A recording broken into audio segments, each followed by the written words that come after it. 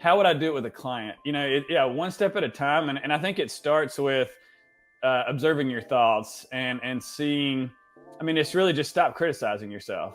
Humans are so much more simple than we make it out to be, and healing is so much more simple than we make it out to be. And what I don't like about those particular diets is that people get dogmatic about it and feel like, hey, this is what helped me, like this is the answer.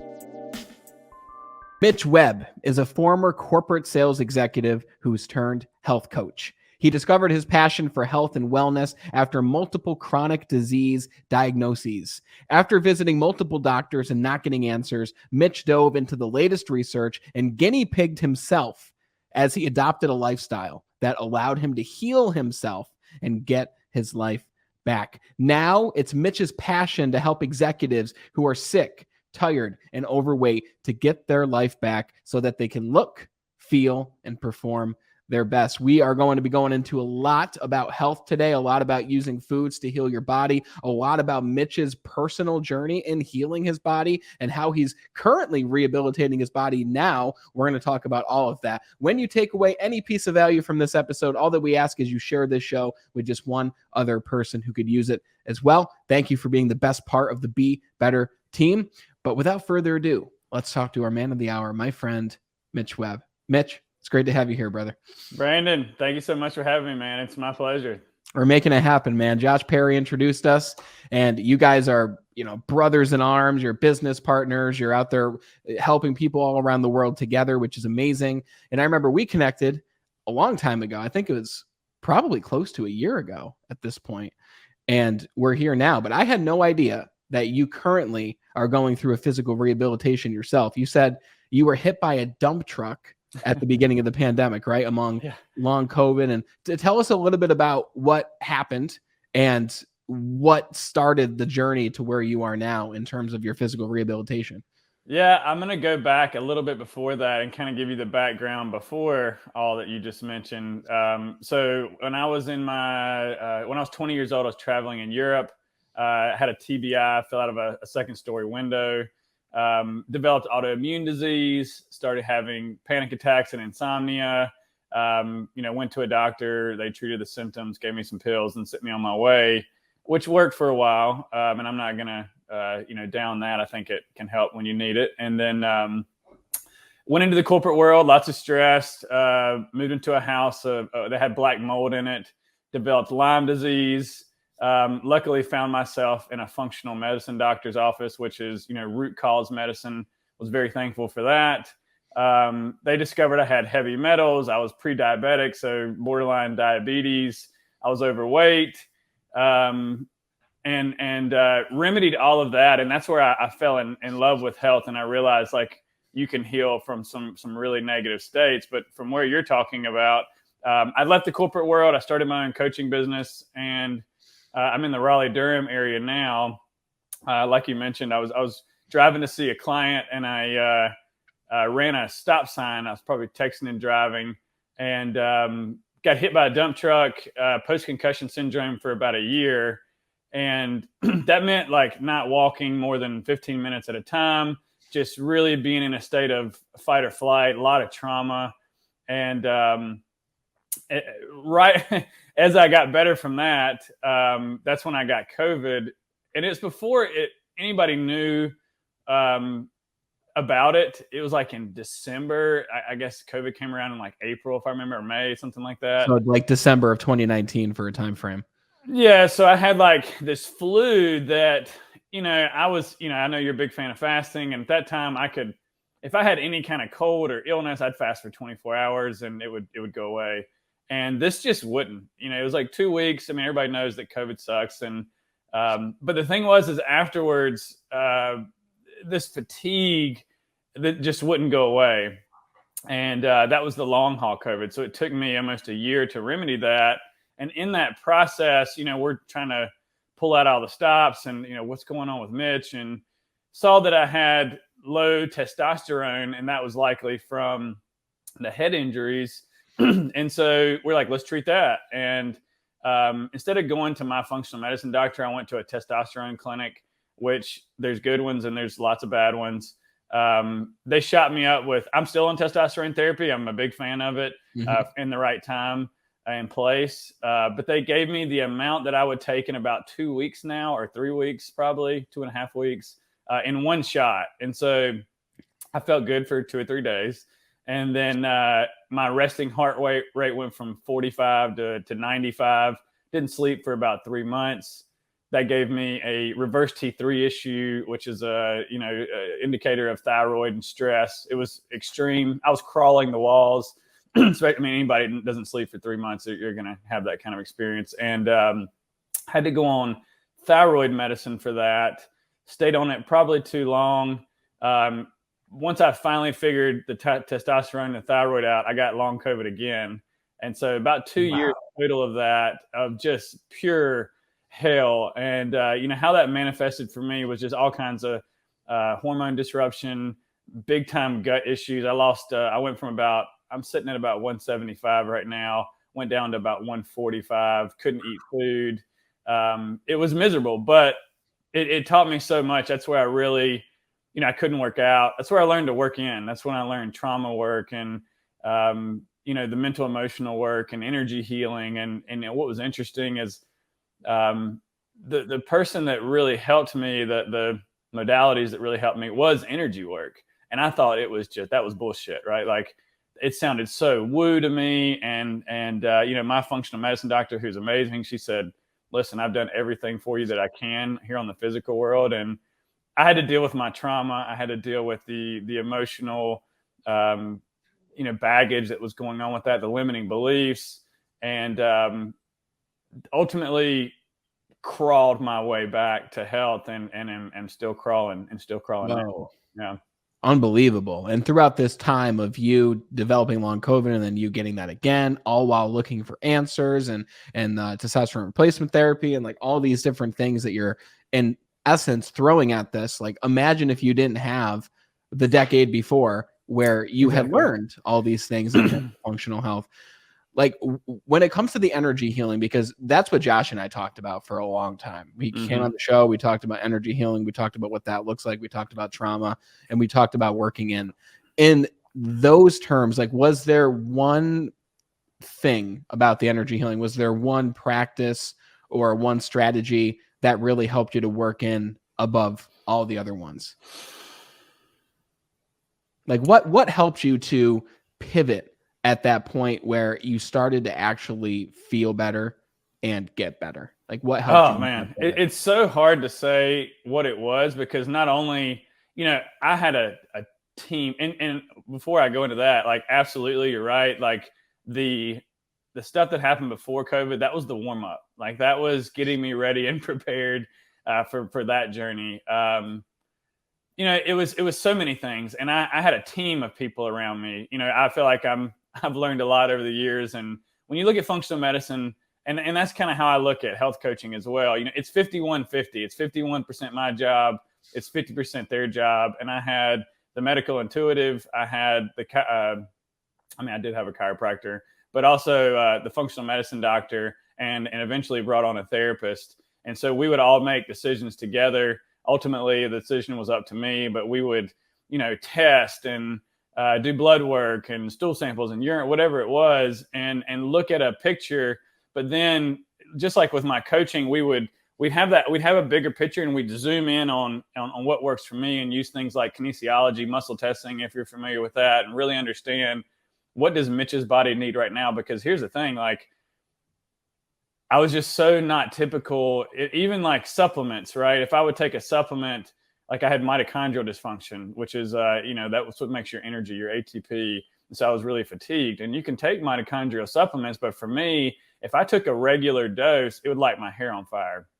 Meaning I would have extreme anxiety. And so we, through the muscle testing and working with the intuitive, we found that, like, I would take say 2 pills. This one supplement I'm thinking of, that's a mitochondrial booster, NAD precursors.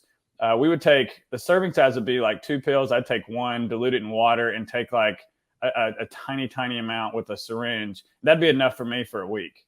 Wow. And so it was just, it was loving myself, man. It was learning to love and accept myself for where I was at. That was self-love is what I had to learn. And I remember when she was like, hey, if you could give yourself just a piece of that love that you give your clients, then we wouldn't be having these conversations. And I was just so pissed that, I'd come so far. I feel like I got my life back after the initial stuff. And I was really upset to have to go back into health hell. I judged myself. I beat myself up. I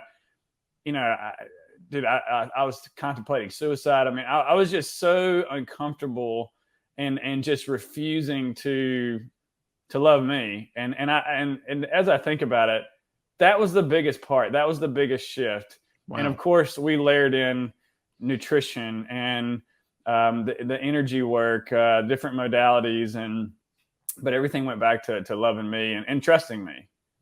So is that like an instant decision of you saying, I love myself now? Like, as an example, let's say I'm, an executive in the corporate world that you're looking to help, right? And I'm assuming you like helping executives in the corporate world because that is who you were, right? Exactly. Yeah. And you know exactly what goes into that. So I'm the executive and I come to you and I say, I'm low energy. I'm just anxious. I just don't feel good. I'm tired. And like you said, I'm crawling up the walls. I don't know what's going on. Mm-hmm. And, a piece of what you say is, well, give yourself some love, right? Well, how? And then I look at you as the executive and I'm like, this has to be physical. There's no way this is energy or ethereal or spiritual or whatever. Like, how do you then convey the importance of self-love to someone like me? Is it an action? Is it a thought exercise? Oh man, it's one step at a time. I mean, when my team would say you need to love yourself, I would just go like, get out of here, man. Like, give me the answer. I love myself. And they're like, not consciously, you might think you love yourself, but unconsciously. And that's where the tip of the iceberg is the conscious. The unconscious is what's under that water, that we can't see. And and they would always kind of laugh at, and I laugh at me now too. It's like, I would always go like physically, like, we need to change my thyroid dose, or we need to change this dose or this or that. And but I learned that it was emotional. It was me in my trauma and getting myself, pushing myself out of balance by giving my power away to some physical thing and not understanding that, getting my mind wrapped around the axle and just this underlying stress that I was feeding with my thoughts and feelings and emotions. And that was how would I do it with a client? One step at a time. And I think it starts with observing your thoughts and seeing. I mean, it's really just stop criticizing yourself. And if the more that you can become aware of that, be the observer and catch those thoughts, write them down. What are they? What do you tell yourself? And because if you can bring the unconscious into the conscious, if you can observe it, you can change it. Right. Wow. So we have, what I learned through the metaphysical stuff and working with the medium is we all have guides. We are all energy. That's all we are, is energy and amino acids. Go read Bruce Lipton. That's what he talks about. And, as soon as I do this now, if I say, as I'm working out again, and I was afraid because when I worked out for 2 years, I mean, I was still strong and I could physically do it. Early on in the journey, it would just crush me. But even in the last 6 months, I just wouldn't sleep at night. I wouldn't go to bed till 4 o'clock in the morning. So I had PTSD that I had to work through. And so every time I go to the gym, it's therapy now, because I pick that weight up and I hear those critical thoughts of like, am I going to sleep tonight? Is this going to be good for me? One night of sleep like that will mess you up for a couple of days. And so, I'm trying to grow a business. I'm trying to help people, and I got to bring energy to the table. And I didn't feel like I could do that, especially after, not sleeping. So it's catching that thought. And I mean, immediately just putting my hand on my heart and talking to my guides and saying like, hey, like, even mirror work. Like, I have a mirror in my gym and I'll go look in the mirror and I'll, tell myself, I love you, Kelly Mitchell. My full name's Kelly Mitchell Webb Jr. I love you. I've hurt you. I forgive you. It's forgiving and loving and recognizing those patterns. And the more you can do that, the more you forgive, the more you recognize, the more you're able to catch those things, the more those thoughts you rewire the brain. It's kind of like Joe Dispenza. If you know him, I'm a big fan of him, did a lot of his meditations. But, even with that, I would say one piece of it is doing the meditations and getting aware and reprogramming your brain and feeling the feelings is a big part of that. A positive emotion and a feeling is like a GPS for where you want to go. But that work has to flow over into the day. You can't meditate for 20 minutes and then beat yourself up the rest of the day. Yeah, that's true. Yeah. It's a good place to start, but there has to be more as you continue to take that step at a time. Yeah. So let me ask you, how are you sleeping now? It's better. It's off and on. So it's interesting with this gallbladder stuff. That's kind of the thing that throws me off. So, but it's amazing that I know that now. So I'll sleep really good when the gallbladder is working well. Like yesterday, I woke in the morning. Your gallbladder doesn't really get going until about lunchtime, and so for me right now, I avoid higher fats in the morning. And so yesterday, and what I do is when I notice that it's off, I just do like this meal. It's called kachari. It's an Ayurvedic cleansing stew that they give to infants and to older people and in Ayurvedic traditions. Usually I think it's in India. I may completely be wrong about that. But so I woke up the other day, was feeling great. Ate too much fat and too much in the morning. And it's almost like everything just gets bloaty and stopped up. And so I'll have anxiety. So last night, I did that yesterday morning. Last night, I woke up this morning like 4 a.m. with 3:45 with like a bunch of anxiety. But I know exactly what I need to do today. This morning, I went and got the vegetables and put everything together. I'll eat that for one day. I eat a lot of protein, so I'll combine that with essential amino acids to get through the day and feel good. And by the end of I use magnet therapy over my liver gallbladder that we used with the intuitive to figure out what we need to do there. It's kind of like acupuncture. It's just bringing chi into the area. And it's interesting. I'll do this for a day. Meat just seems like it's harder to digest on those kind of days. And it's almost like it feels like a heart attack, but it's on your right side. And it's that gallbladder is just stimulating and moving, just moving stuff out. And then, everything that was backed up moves out the next day. And I feel incredible. It's like the sun is shining again. And so, in the past, had I, earlier in the week, I'm probably doing it like twice a week right now. And I'll do that as long as I need to. But in the past, before this self-love journey, I would have judged myself and beat myself up like, oh, you idiot, you ate this high-fat meal. I mean, that's just what I was feeling, and it's a lesson. I did a post yesterday, like there is no failure, there's only feedback. And if we can see that 10,000-foot view and go, oh, like this is not working right now. The body is not static. It changes every single day. And so I've learned to check in with my body, to muscle test, to ask it what it needs today. And, that I'm starting to bring that into my practice with my clients, because we just want to hop on a pill or a diet and stay on that the rest of our life when that's just not how the body works. You change every single day, and getting in tune with those rhythms and responding. That's been a big part of my healing journey as well. For sure. I was listening to a podcast the other day, and I understand the point they were trying to make when they said that being depressed is almost like a luxury of today's world. And it sounds really weird, but the idea was the guy out there, or the girl who's working 7 days a week to support their family, they're working 12 hours a day, they're grinding. They don't have the time to sit down and be depressed. But at the same time, with what you're saying, I feel like a lot of people are out there today in the world, especially a lot of people with a lot of responsibilities on their shoulders, who are tired, who are miserable, they're not getting sleep, they're depressed, they don't know what's going on, they don't know why they feel the way that they feel, whether they're in their 20s, 30s, 40s, whatever. And they just go on to ignore it, right? And they go on to say, well, it's just the effects of aging. It's just the way that it is now. And I think one of the biggest threads here and themes so far is when you felt these things, when you had these health concerns, you dove into it, man. Like you found the functional medicine doctor, you went to the chiropractor, you started all these different treatments and plans and all these things so that you could find what was causing it, right? And now you can help other people do it. So there is a balance between, yes, sometimes people are just bored and then they're depressed as a result, but sometimes there's actually something going on physically that you have to dive in and figure out what's the root cause, not the symptom. Well, that can be helpful, but what's the root cause, and how can I actually treat the root cause of this physically? Yeah. Yeah, I mean, the humans are so much more simple than we make it out to be, and healing is so much more simple than we make it out to be. I mean, the more the more that I learn about health and wellness, the more I understand that the basics are what we got to get. We got to major in the minors, right? Like, Hmm.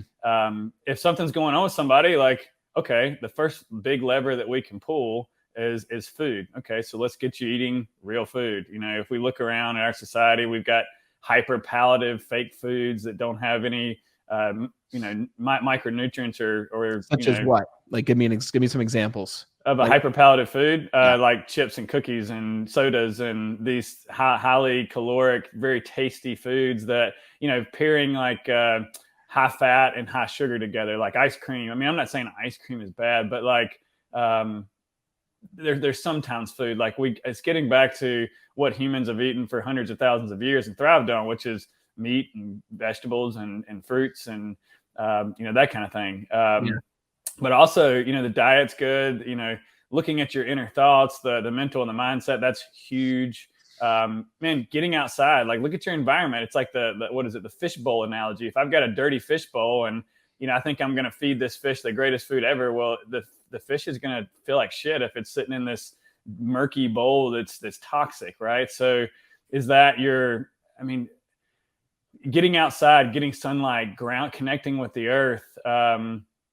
Wi-Fi, like EMFs and things like that. Like I'm not saying I'm sitting in front of a computer right now, but our body is meant to move and be outside and to eat good food and drink clean water. And if we're not doing those things, then the body gets stagnant. It doesn't receive oxygen, and what doesn't receive oxygen gets ill.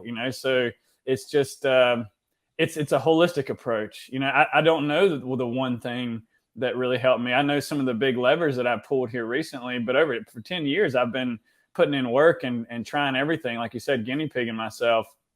And it's just living like humans have lived for hundreds of thousands of years. Doesn't mean disconnect from this modern environment. I think it's awesome. I think technology is awesome. It's just understand what your options are for, getting back to what nature provides.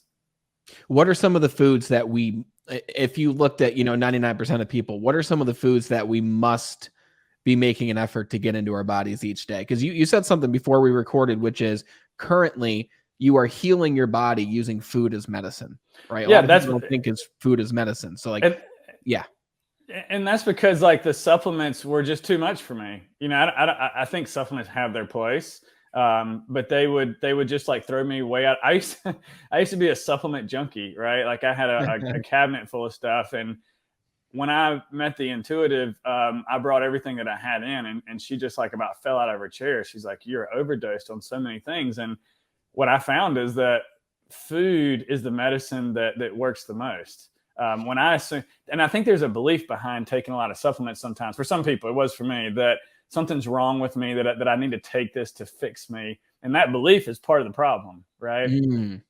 But the food, it's understanding that, I guess we were talking about before, like different diets. Like I've done all the diets. And it's easy to knock, keto or carnivore or AIP, paleo, vegan, vegetarian diets. But and what I don't like about those particular diets is that people get dogmatic about it and feel like, hey, this is what helped me. Like this is the answer. That's what helps you right now. And you've got to learn how to adjust. And it's like, we don't want to throw the baby out with the bathwater, because they've all got really good messages and things you can learn. Like the carnivore diet, meat's awesome. You want meat in your diet. You want a high quality, grass-fed, pasture-raised, free-range, like nature intends it. You don't want an animal that's been fed full of antibiotics and pumped full of hormones to keep it alive, and in a small bin that's eating a food that's not native to its diet, or it's sick. And so energy in, energy out. Like if I eat an animal that's sick, it's not going to be favorable for me. Same thing with like vegetables in the carnivore diet, where they say, hey, vegetables are bad. And I really bought into that because I had digestive issues. Wow. And I think it's something, if you can take that, you got to cook your vegetables. They have anti-nutrients. Okay. They have lectins and gluten and phytates and these things that pull nutrients out of your body and slow you down. Like the plant doesn't want you to eat it, so it has defense mechanisms. You denature those harmful compounds by cooking and sprouting and soaking them. But if you don't do well with plants, like, you need to go fix your gut. And the vegan stuff, like, I stay away from meat, and those things. I understand from an ethical reason, that's a different conversation. But for me, you you need protein as you age, and to build and repair and build hormones and all these things. And so, but I also, right now, the thing that's helping me is vegetables, and understanding that like right now, for the gallbladder and the liver, turnips and beets and carrots and these high fiber foods that I was afraid of are what's helping me get better. If I can give you another example, like, it's just like, all these things are good. And same thing with fasting. Like, fasting can be fantastic. It can help relieve gut pain, but when done too often, it's going to raise cortisol. It's going to increase stress. And if you've already got a ton of stress on the body, it's probably not a good idea. But, me, someone who's healing and fighting for their life, I would take these really, really good information that each of these approaches have, and I would take it way too far, because I thought more is better, and, feeding into that belief that something's wrong with me and I got to fix it, and as I've just accumulated more knowledge of what works, and everybody is different. That's another thing too. What works for you right now is what works for you, but I guarantee you that's going to change, and the body's not static, and we got to constantly be, the only one other thing too, I thought about this, like carbs. Like, I thought carbs were the devil. I was pre-diabetic. I had non-alcoholic fatty liver. And so I thought, oh man, carbs are terrible. Bro, I was on thyroid medicine for 3 years. And when I started eating carbs again, I got off thyroid medicine in 2 weeks. Wow. And then I took that too far. And I put on some body fat for the first time in a couple of years, more than I'd want to. I don't think body fat's bad. You want to have some, but it's like, okay, so, and that's where I was afraid of vegetables. So I went, okay, I need more carbs. I also need these vegetables. And it's funny, because the diet has come back to more of a balanced approach. Imagine that. But I still like to fast. I'm fasting this morning. It's got some cognitive benefits. I'll eat after this, but it's understanding which lever to pull when you need it. So I want to talk about two things specifically. Yeah. First of all, I think it's funny when you say, like, I was looking to stay away from vegetables, right? Because you don't hear people say that, because it seems like, just obviously we've been trained like vegetables good, right? And for most people, I'm sure that is the case. Would you say that, like, but you said to cook the vegetables, not to eat them raw? Yeah, I don't eat raw vegetables. That makes me feel terrible. That's wow. You're gonna get all the, like I said, the plant doesn't want you, like, fruit does not have anti-nutrients. Okay. And you can eat because the plant is offering that up, is like, hey, eat this. We want you to eat this. But the broccoli or any raw vegetables. I used to make these huge, massive salads, and I still love them. And I'll have some raw vegetables here and there, but it's probably 10% of my diet. And it tends to be more of the vegetables that have less anti-nutrients. Okay. That would be like tubers and like turnips and carrots and things like that don't have the phytates, the glutens, the lectins, these different things. And it basically is, the plant is just trying to discourage you from eating that. And so these when they're in their raw form, there's a lot more anti-nutrients. And so that's going to get into your body. It's going to pull nutrients out, and it's going to slow different systems of the body down, like your thyroid, your adrenals, your immune system. It's just going to, so that you're not coming back and eating that plant. That makes so much sense. I've never heard anyone say that before. And I know a lot of people who they pile on the raw vegetables onto the salad, like including myself. Like when I'll go out, I'll get a house salad. They don't cook the vegetables before they throw them on the salad. Mm-hmm. So I'm going to look more into that. That's fascinating. Yeah. I mean, just listen to your body and see, like, notice that next. I know that, and everybody's different. You may be fine with a raw salad every now and then. Don't take what I say. Like, take what I say and go try it. Observe it. Next time you do it, do you notice like a little bit? I notice that if I have a salad, I'm a little bit bloated, and the meal takes a while to digest, and it's just not a good fit for me. Yeah, that's fair. Yeah. I want to talk about two other things. Supplements. You go to this, what did you call them? This intuitive. So you literally spoke to a medium. Is that true? Sidebar. How did you even think to do that? I've never heard of someone speaking to a medium for health advice. Dude, everything in my journey, I get what I need when I need it. It's like the universe always responds. And like I was working with my doctor. She's amazing here in Raleigh. Kate Godley, I'll shout her out. And Cool. she said, you know, she's one of the, she goes, Mitch, and I'm just like beating my head up against the wall. Like, what do we do here? I'm going crazy. And she goes, Mitch, I've got 500 patients. She goes, you're the toughest one I've ever seen. You got more stuff going on than anybody. She goes, but you're willing to do the work. And she goes, I've done everything I can for you here on the physical world. You know, I need you to talk to my doctor. And so I'm like, who's that? And I didn't even know what I was doing for a while. But that's how I found her. I got introduced to her, and you know, we immediately started working on self-love. We're working on not so much on the physical world, but in the emotional, the mental, the spiritual world, and really a lot of trauma, releasing a lot of the trauma and healing. It's amazing. I mean, excuse me. It was amazing to see like that's the only thing that worked for me. I felt like. So how did I get there? I got introduced to her. She's and the intuitive. She's my mentor now. Sorry. And hope you can cut that out. She do your thing. That's fine. She where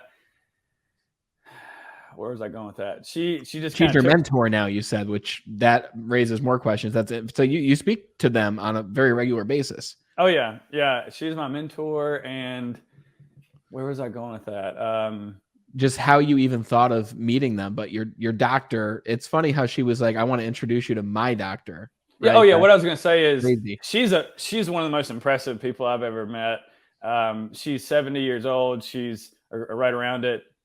She's one of the first Black women to ever go to UVA medical school. She was in the ER and functional medicine. I mean, she's got more letters beside her name than I've ever. I mean, she has acupuncture on me. We do energy healing. We do so many different modalities when I come in.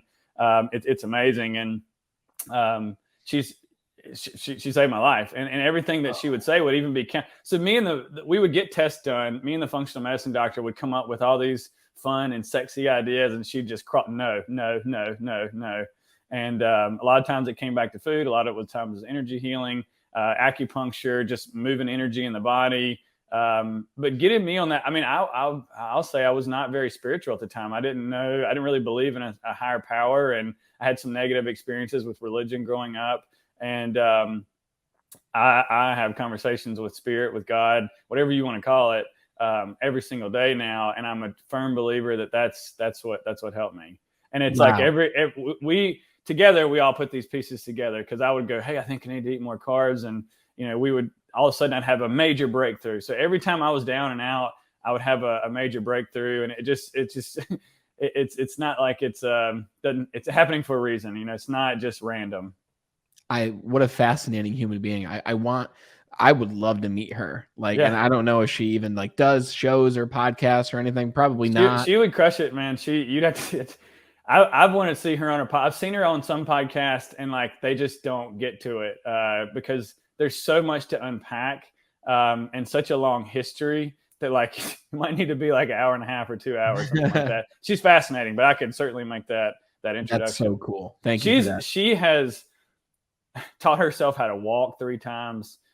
She's supposed to die 20 or 30 years ago, terrible chronic diseases, and continues to fight through it and get better and heal herself. And that's why we got connected, because we both had these strange, multiple layered illnesses that nobody else could explain. But man, all it is, you got to open yourself up to spirit, to source, to God.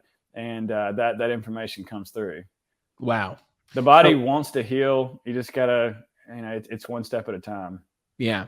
And you bring her this laundry list of supplements, and she's like, you're overdosing. No. Are there specific supplements that you still use and recommend to the everyday man or woman who you are working with as a coach? What are the supplements that are difficult, or we're not getting enough from the foods that we're eating on a daily basis? I mean, you got to start with food and, organic. I mean, organic when you can, but nutrient dense foods, lots of colors. For me now, organ meats are big, but I even took that too far. I gave myself a copper issue. You don't want your copper zinc ratio to be I was doing raw liver smoothies for the past 2 months, and gave myself just too much copper, and my zinc went low and my copper went high. How did you know? Was it from blood testing, or blood did you testing a lot? but I mean, I knew that I had anxiety. It didn't make sense. And it's like, where is this coming from? And she's like, your copper is really high. And she can sense into that just by getting in touch with my body. I don't really know how to explain that. But speaking with, my spirit, my body was source. And, she's just like, what are you doing? And I'm like, where do you get copper from? And she's like, organ meats are a big one. And that just kind of flew out of her mouth. And I was like, oh yeah, I'm eating raw liver and taking a multi-liver organ supplement every day, watching, some of these guys in the carnivore stuff. Cause I'm a big meat eater, I just thought, let's flood the body with nutrients. Like, so I take a good thing and take it too far. And you'll see a lot of influencers out there saying, I eat raw liver smoothies like every the day. Liver King, right? Liver King. Yeah, for sure. Yeah. A lot of the people I look to, Ben Greenfield, Brad Kearns. I love those guys. So how is that guy not getting? How is he not getting this high copper? Because everybody's different, man. We're not all the same, and that's why it's so hard to make blanket statements on like you need these supplements. Like right now, the digestion is my biggest thing that I'm working on, and so I take a handful of digestive supplements to help break down the macronutrients that I need help with. I think a multivitamin could be good.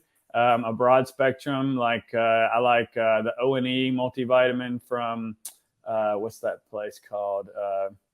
I can't remember. Like GNC? No. You're like no, not there. I could go grab it, but it's over here. I can't see it. But yeah, it'd be really cool to know what that was, even if all right, you had looking to get it. Yeah, do your thing, man. Do your thing.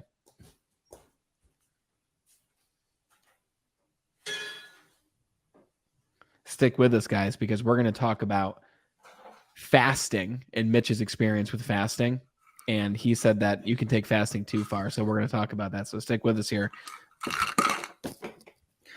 Yeah. So it's pure encapsulation, O&E multivitamin. If you can see that, it's just got a bunch of good stuff in it, So I'm a big fan of protein, Keon aminos. These are essential amino acids. These are amino acids your body can't make from anything or from your food. You have to get it from outside of your body. And so I keep those in. B vitamins are good. Vitamin C is great. I'm kind of on the fence about synthetic vitamin D. I'd rather get it from the sun. Fish oil can be good. But again, like taking these things every day can lead to supplements are so much more powerful than I thought they were. But that's me. Like that's not everybody. Like it would be so nice, right? This is what it was so hard for me to accept is like, I found this thing that makes me feel good. Oh my God, I need to take it every day now. Like, no, that's going to help right now. And so that's where I would get in trouble is I love DHEA helps me really good. It helps me big time. But I don't take it every day. I muscle test it and I say, do I need to take this today? And I'll take really small doses. That's me. Other people can take massive doses and probably not feel anything, So it's so individualized, and that's where I'm starting to get comfortable doing that with clients. But I'm just getting comfortable doing it myself. Like I wake up every morning, I'll do some muscle testing. I'll use like a pendulum to I'll even put things in a piece of paper and put it in my pocket and pull them out so I don't know what it is. So it's blind so that I'm not getting involved. I'm not attached to, like, you don't want your ego in there. You don't want your attachments. You want you to get out of the way. You want to go straight to source with that. Very cool. Thank you for showing us those supplements also. Yeah. So I want to talk to you about two things. All right. The last thing I want to talk is how you specifically work with clients, because I know a lot of people are thinking that because you're obviously very knowledgeable on all of this. And I wish we had 2 hours ourselves and we can even do a part 2. But the first thing I want to ask you is intermittent fasting. So we've talked about this a lot. You've commented on my video where I talked about it. I've been doing intermittent fasting literally since I was 21 years old. When I found it, it was before it was mainstream. It was when this one guy, Greg O'Gallagher, was talking about it. And he was like one of the first influencers who talked about intermittent fasting. So I started it. It changed my life, right? Yep. To this day, most days I won't eat until noon, and I generally don't eat after 8 p.m. So I have that 8-hour eating window. Mm-hmm. Now, you personally have talked about how you overdid fasting, right? Yeah. And you say, some things are good for the now, but it doesn't mean it's going to be good forever. So how did you overdo fasting? And is there a time where fasting doesn't make sense? Yeah, I think this is a really important topic. So I don't think anything's bad. I think there's good decisions and better decisions, right? Like there's Yeah, there's no feedback. There's no failure. There's only feedback. And so where did I go wrong? So that's why I have the gallbladder issue. So I had diabetes. So my doctor, we go back and forth on, was it pre-diabetic or was it actually full-blown diabetes? She'll say, I think it was full-blown. I never took insulin. I never had any of that stuff. The way I knew that was going on is for the head injuries that I had sustained, we wanted to get myself into ketosis because of the anti-inflammatory effects that can come with that. But I couldn't get into ketosis. And I see this with clients all the time who are insulin resistant, who are pre-diabetic, have metabolic issues. All those three things mean the same thing, basically. And so I couldn't make ketones. I'd do good for like a week or so. I'd feel good. But then I would just start not sleeping. I'd be too stressed. I didn't feel good. I mean, you're taking a macronutrient out of your body, right? And so the way that I reversed that was with fasting. And I did 5 to 7 day water fast. I did multiple of those. After about 3 or 4 of those, I broke through and was able to make ketones. And I mean, it was like the lights turned on upstairs. It felt amazing. I'm a big fan of fasting. I'm a big fan of ketosis, but just got to be at the right time and for short periods of time now. When do you know it's the right time to do an extended fast? And obviously everyone's different, so don't just take our advice and do it. Like, look into this. But like, when's the right time to do an extended like 5-day water fast? I mean, are you toxic? So I partnered with a doctor and he taught me all of his stuff. He goes, Mitch, I can tell you what to do. He's like, but you are on this journey for a reason. I'm going to show you how to do this. So I use these protocols with my clients. I will say it's very rare that I've told someone to do more than like 3 days. 3 days. I'm not a doctor and I don't feel comfortable saying, hey, let's do 5 days. But if somebody chose to do that, I could certainly support them through that. But when would they want to do it? Toxic. When I had Lyme disease and I was mold, that your body goes into autophagy. When you go into a deeper fast, your ketone to blood sugar ratio, your blood sugar, I can't remember what the number is. I think it's like 3, but it's like your blood sugar goes down to like 50. Your ketones, I've seen ketones go up to like 10, 11, 12.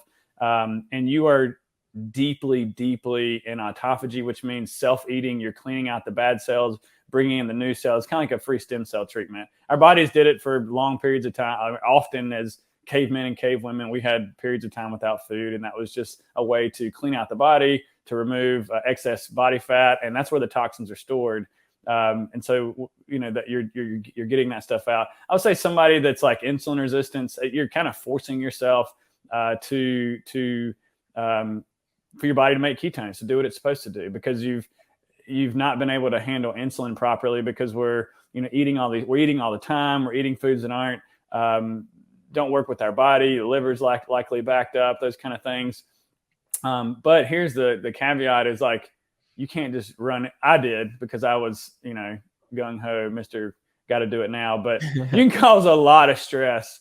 Just going, I'm going to do a 5-day water fast. So anybody listening to this, like, do not do that. Like with my clients, it takes 6 months before I get them to where maybe a little bit intermittent fasting here, like 12, 14 hours, but 6 months before we're doing, or it depends on where they're at, but like, 3 to 6 months, let's say, before we're doing like a 24-hour fast. You want to slowly increase that. Ketosis is a great way to prepare your body for fasting. Like a lot of the benefits that come from ketosis are because it's mimicking fasting.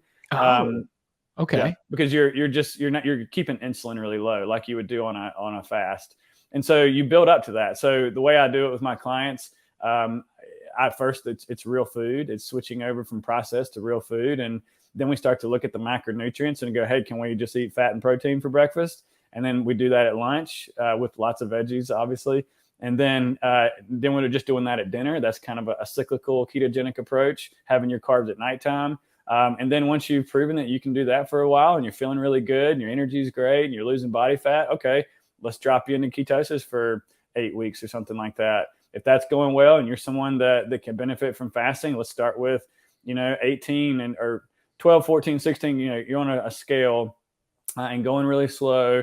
But then it's like maybe once a week you do a 24. The way he did it with me was then you build onto that. So maybe I'm doing 24 twice a week. Maybe I'm doing alternate day fasting and 36-hour fasting, but I'm also bringing in refeed days and lots of carbohydrates in between that to remind the body and the metabolism that I'm not starving. So I don't do like dieting. Dieting is dangerous. When you're lowering your metabolic rate, like say somebody eats 2,000 calories a day and just for shits and giggles, and they go down to 1,500, and they stay there for too long, and they don't have any other days that are higher than 1,500. Well, now your body's going to adapt to that. So guess what happens when you go back to eating 2,000? You put on weight. Like I want my clients to be eating. I probably have 3,000 calories a day, more some days. I want my clients eating more, ramping up their metabolism. And that's how you really, you teach your body to burn fat. You reverse the insulin resistance. You have great metabolic health. I mean, 88% of Americans are metabolically unhealthy. And so it's fixing all these little things without dieting, so that my calorie deficit or my dieting would be with the fasting and with the periods of ketosis, but the calories don't go low. You know, it's like you're looking at the week. If you're looking at the day, you're zoomed in too much. Look at the day and how many calories am I eating over the course of the week. So if I'm eating 3,500 calories every day, and I have a day where I do a 24-hour fast and I eat, I don't know, 1,000, then over the week that averages out to, I don't know, 2,500, 2,700, something like that. So I'm not in this extreme calorie deficit, and I'm teaching my body to be efficient with the fuel that's coming in and to be efficient when it doesn't have fuel coming in.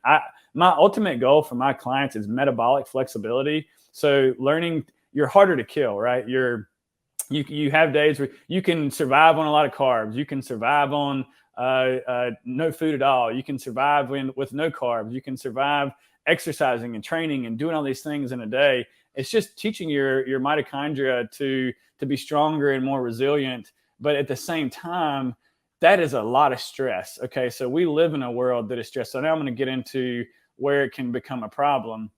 So, you know, we hear keto and it's real sexy and fasting. And, you know, I would even say combining keto and fasting is very stressful in the body. And you got to be really careful with that, right? So we also live in a modern world with lots of stress and stress from our environment. There's a lot of pollutants in the air. There's, you know, in the water, there's EMFs and Wi-Fi, and that's stressful. Maybe people aren't sleeping. They've got, like, I love when I get a client, they're like, I don't know what's going on. I'm working out every day. I'm dieting every single day.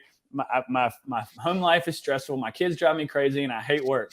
Like, you got a lot of stress going on there, man. It's like a bucket, and when it accumulates, all you're doing is driving cortisol up, which is your stress hormone, and that makes it impossible to digest food, to sleep, and to lose body fat. Now your body's going, hey, I'm dying. I got to keep all this body fat that I can so that I can preserve my life. And so you're never going to lose weight. And now you're feeding into this story of, I'm doing everything that I can. There's something wrong with me.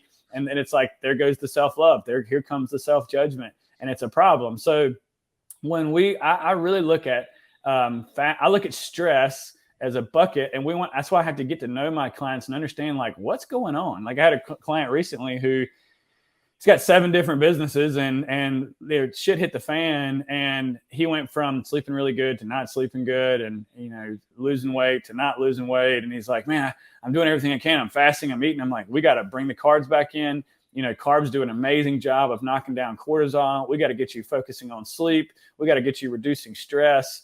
You got to earn your right to go into I don't even like to call it a diet, like a calorie deficit, or an approach where you're bringing in some of these strategies to get your body to burn fat. Like, you got to earn that right, and like, you can't do that for long periods of time, because, like we said, your metabolism will crash, your cortisol is going to go up, and so. But here's the thing.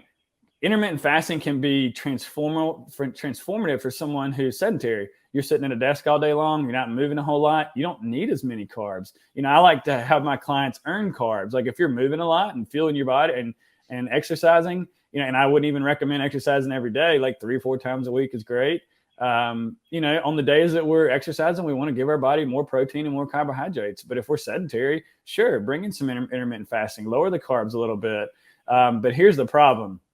Our cortisol is on a circadian rhythm, right? So we got cortisol wakes you up in the morning, melatonin puts you to bed at nighttime. And so when those two things get out of whack, like, you're in big trouble, okay? We got blue light stimulating us at nighttime.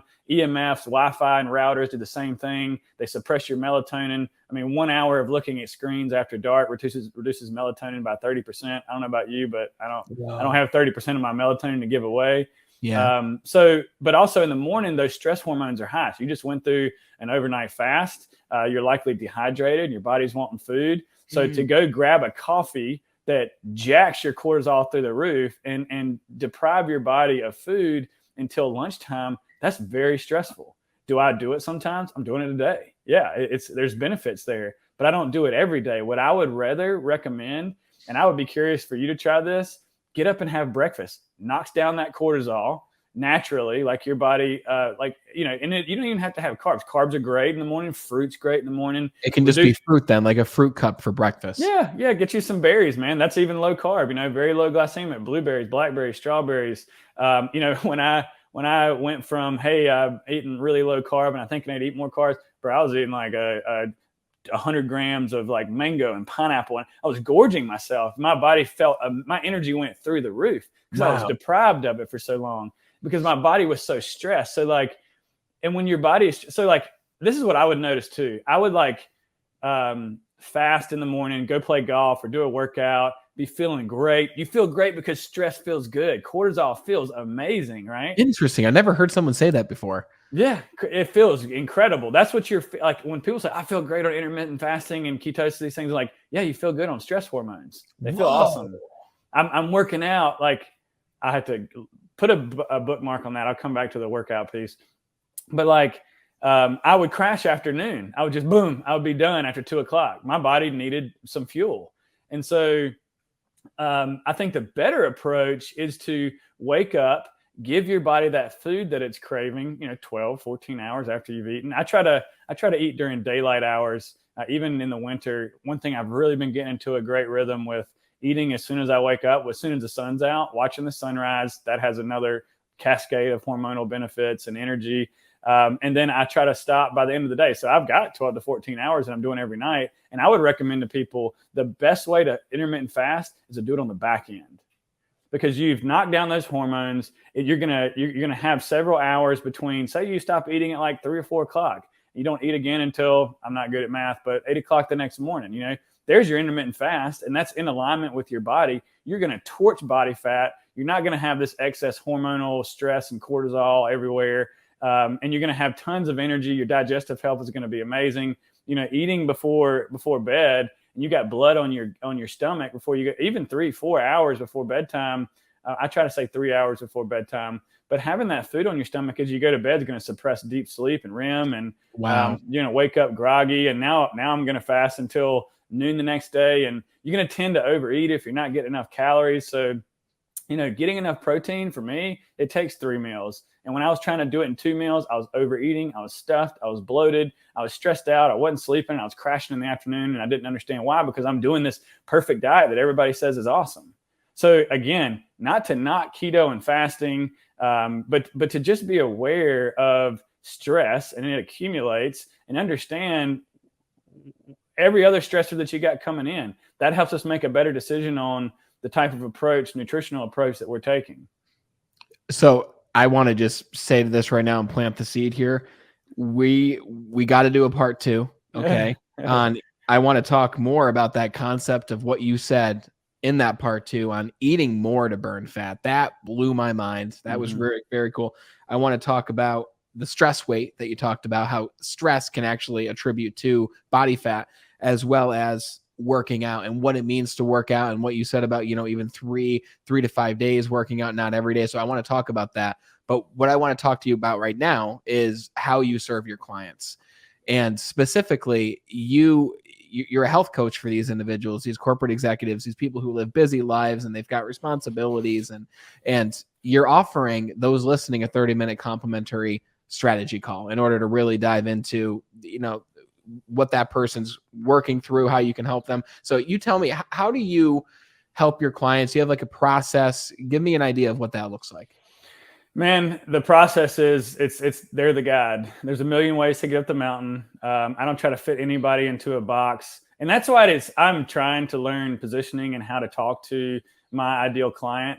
In the past, I was hesitant to niche down and even to say, like, I work with corporate executives, because I feel like I could help so many different people. I just need someone who is motivated enough. Actually, motivation is bullshit. Somebody who's ready to take action consistently. and to dig themselves out of a hole, or to perform at an optimal level. So when I'm working with someone, we got to determine fit. Do we like each other? Do both of us agree that I can help you? Are you ready for this type of journey?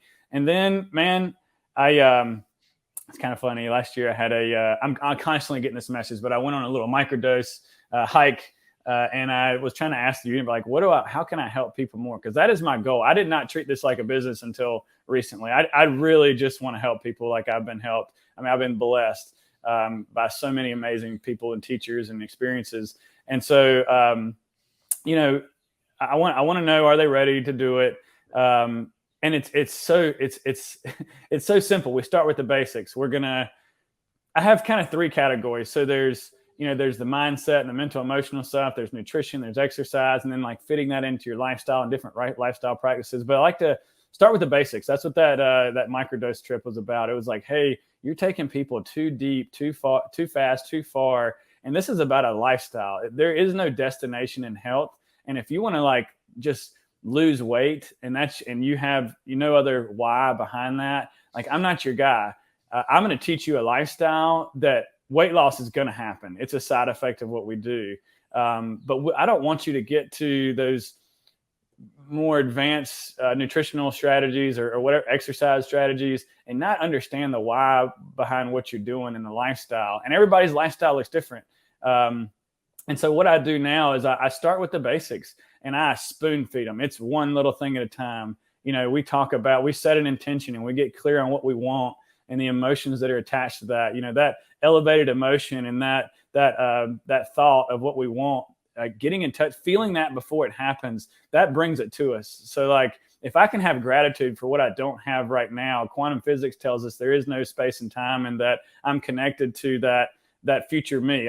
If I can get in touch with the version of me that has what I want, then it comes a lot quicker. And so we do intentions, we get clear on what we want and what that looks like. And from there, I don't care about my goals. It's what they want. And so, all right, so what do we need to do to start making that happen? And we start with the basics. And it's, the first one, I'd eat real food, drink, get water and electrolytes, move your body, move frequently, learn how to manage stress, learn how to dial in your sleep.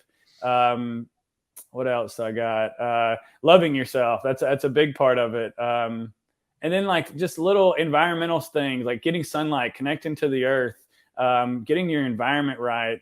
Turning your Wi-Fi off at nighttime, turning your phone off before you go to bed, blocking blue light at nighttime, getting sun in your eyes in the morning. You can't go anywhere if you don't have that foundation. You're going to get to a certain point and it's going to cause it's going to be too much stress because you don't have any fundamental or any base to support you. Right. So we got to, and the more that I do this, it's like people have learned a lot and they're knowledgeable and they'll tell me like, oh, I know this stuff. And we'll get 3 or 4 steps down the road with some of these basics and they're overwhelmed, their head's spinning. And I realize like, hey, I got to give you one little thing at a time. You got to take some time to implement that. And as much as I want to provide value and get them to where they want to go, you can't rush that. It takes time. So when I work with clients, it's 6 months to a year. Mm-hmm. It can be, a lot of times they'll push me like, oh yeah, I want to lose weight. Like, I want you to lose weight too. You're doing everything that you can. We're not going to do that till the time is right, because I'm not going to sit here and fuck you up. Yeah. I'm going to teach you a lifestyle that you can depend on for the rest of your life. I'm going to teach you how to move in and out of these different eating strategies, how to listen to your body, how to connect with the earth, nature provides so many things, and just create this lifestyle that's going to provide optimal health for the rest of your life. And you give me a year and I can do that. And guess what? The weight's going to come off. The sleep's going to get better. Your performance is going to get better. Your brain's going to work in ways that you never thought were possible. And if I can do it from the state that I was in, anybody can do it, man. I don't work with my clients. I don't have a lot of people that are in near as bad a shape as I was. Usually they come to me because they've got some weight they need to lose. And certainly that is a byproduct of what we do, but they don't see the iceberg underneath that. And so we teach them that holistic approach to health and wellness. And it ends up, and I partner with functional medicine doctors too. So if there's a deeper issue that we need to address, we get you there. Like, I'm a connector. I've had a lot of experiences with health, as we've talked about. And I know when to raise my hand and say, like, this is out of my element. We need to get you a therapist. We need to get you a functional medicine doctor, go see a chiropractor, whatever that may be. But this isn't hard. It's just showing up, doing the work, learning a lifestyle. Wow. I mean, if you tell anybody, hey, in a year, if you do these different things, your entire life will be different, 99% of people would say, sign me up. Let's go. Right. Oh, yeah. And here's the thing, too. Like, I can't guarantee that you're going to lose weight. Yeah. You know, there can be deeper issues, but like, I guarantee you, you're going to get better in all these other ways. And we're going to figure out which, like, I had a guy last year who worked with me for 6 months, need to lose 100 pounds. He lost like 10 in 6 months. And I'm like scratching my head and I'm getting nervous. I'm like questioning my approach and saying, like, what am I doing wrong here? But we're looking at his blood work. He didn't want to go to the doctor. He didn't trust that. So I built enough trust with him that he realized he needed to go. I saw his blood work, or his blood sugar is something that I'll test and look at. And his blood sugar was 300. He had diabetes, and he had type 1 and type 2, had Lyme disease, had no testosterone. And he didn't know this. Didn't know it. And so we figured How old is this? How old was this individual? I want to say probably 40s, 40, okay. 40, 45, something like that.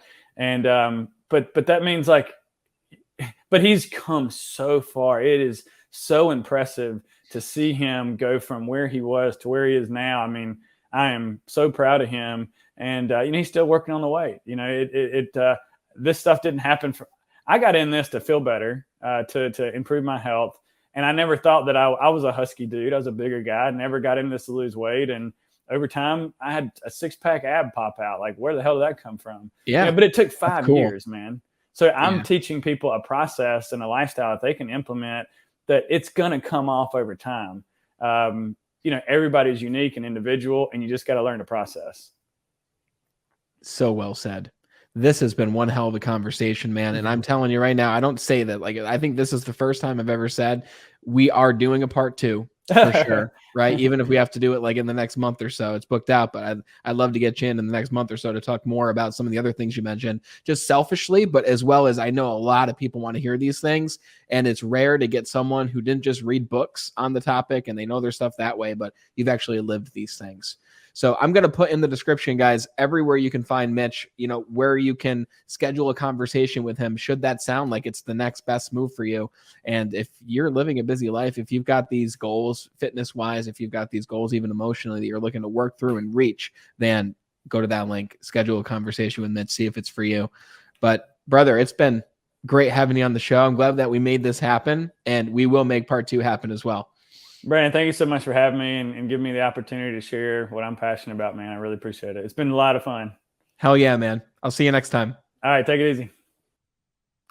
We covered a lot, guys. We started with self-love, which was fascinating, especially from a fitness episode, starting with self-love and the differences that made for Mitch working in rather than just working out. We covered his first story. We covered the story that he's working through right now with his own health journey, like a lot of things. We covered fasting and is it good? Is it bad? How far can you take it? We covered what you should eat, what you should put in your body. We did all this within 63 minutes, like mind blown. So I know based on where you are, based on what you want to accomplish, go back to a specific part of this conversation that makes the most sense for you and re-listen to that. And then, as always, share it with one other person who could also use that information, because this health stuff, it's just not talked about, right? You're told to go to the doctor, get the medication. Like Mitch said, there's a time and a place for that, right? It treats the symptoms. It can be good for some people depending on their part of the journey. But really, what's going to make the biggest difference is adapting your lifestyle to these changes and adapting yourself to the future version of you who already has what you want, so that you can bring those things into your life even faster. Thanks so much for watching and listening to this show. Share it with just one other person. And thank you, as always, for being the best part of the Be Better team. Until next time, continue to be better.